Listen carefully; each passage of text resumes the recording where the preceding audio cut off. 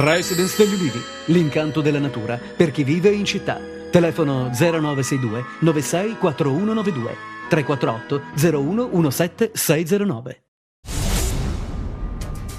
All'alba di oggi i carabinieri di Reggio Calabria hanno catturato a Platì Pasquale Barbaro, pregiudicato trentenne, latitante per associazione per delinquere finalizzata al traffico di sostanze stupefacenti, ricercato dal 2009. Barbaro era inserito nel contesto associativo riconducibile al capo società Saverio Trimboli, arrestato nel febbraio scorso. Il latitante è stato catturato all'interno di un nascondiglio ricavato tra l'armadio e la parete in muratura della camera da letto. In casa, al momento dell'irruzione, vi erano i parenti più stretti di Barbaro.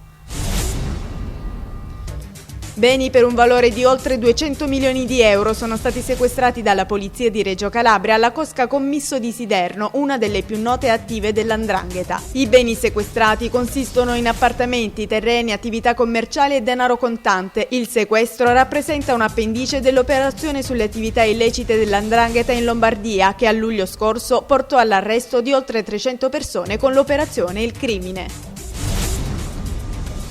Duplice omicidio la scorsa notte nel quartiere CEP di Archi di Reggio Calabria. A cadere sotto i colpi di una pistola calibro 7,65 sono stati Massimiliano D'Ascola, 35 anni, e Giorgio Clemeno, di 31, entrambi già noti alle forze dell'ordine per reati legati agli stupefacenti. I due si trovavano davanti all'edificio in cui abitano quando sono stati raggiunti da numerosi colpi d'arma da fuoco. L'attività investigativa viene portata avanti dai carabinieri del comando provinciale, che hanno sentito parenti ed amici delle vittime nel tentativo di ricostruire le ultime ore di vita delle vittime.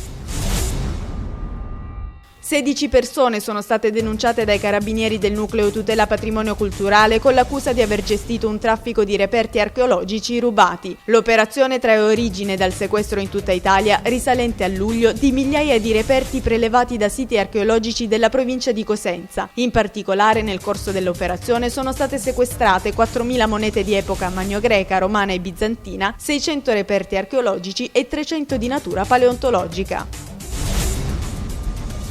Nella sala riunioni della BNL a Catanzaro sono state presentate ieri pomeriggio le iniziative previste per la serata di sabato 20 novembre all'Auditorium Casalinuovo per la raccolta di fondi da destinare a Telethon. Hanno partecipato il direttore di area della BNL Antonio Zagari, rappresentanti della provincia e del comune, il presidente della Proloco Filippo Capellupo, rappresentanti della Catanzaro Spettacoli e dell'associazione Chiaridea ed alcuni componenti del gruppo catanzarese Quarto Bra, che sarà protagonista della serata.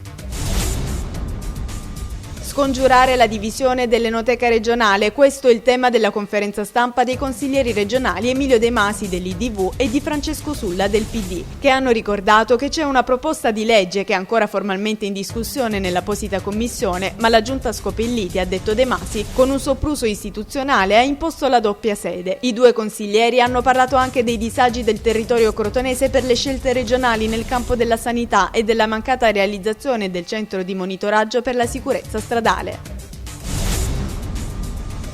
Il contratto di quartiere di San Vito, uno dei più degradati di Cosenza, è stato al centro della conferenza stampa dell'assessore ai lavori pubblici e vice sindaco Franco Ambrogio, del sindaco Salvatore Perugini e dell'assessore all'urbanistica Domenico Genise. Solo un mese fa il Consiglio Comunale di Cosenza aveva chiesto agli enti regionali di sbloccare la situazione, rappresentando la situazione di disagio che si vive a San Vito, dove il progetto interessa circa 280 famiglie che attendono case nuove e dignitose. Non solo musica e spettacolo nel cartellone dell'8ª edizione del Festival d'autunno, ma anche approfondimenti culturali, ulteriore obiettivo della manifestazione diretta da Antonietta Santa Croce. Domani, venerdì 19 novembre, presso la Biblioteca Comunale De Nobili di Catanzaro, altro appuntamento culturale di grande interesse, la musica leggera e l'ultimo franchismo, che precederà di appena 24 ore il concerto di Paco de Lucia al Teatro Politeama.